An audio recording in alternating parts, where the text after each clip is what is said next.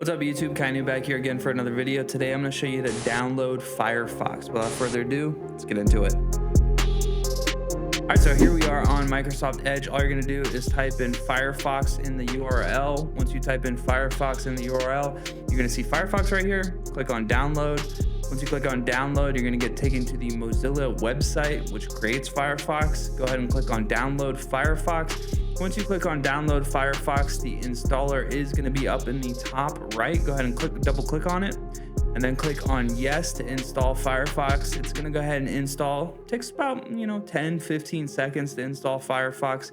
You may be prompted down here in the bottom to click yes again to make changes to your computer, and then it's going to go ahead and install for you. But what is Firefox good for? It's just pretty much another web browser. It's not better, not worse than any other web browser. Some people like it more than others, but as you can see, Firefox is now installed on my computer. Something you might want to do is import bookmarks up here in the top left. Go ahead and click on that, and you can import them from your Microsoft Edge browser. But that is how you download Mozilla Firefox. If you have any questions, comments, or concerns, drop them down in the comment section, and then make sure you like and subscribe, and don't forget to take it easy.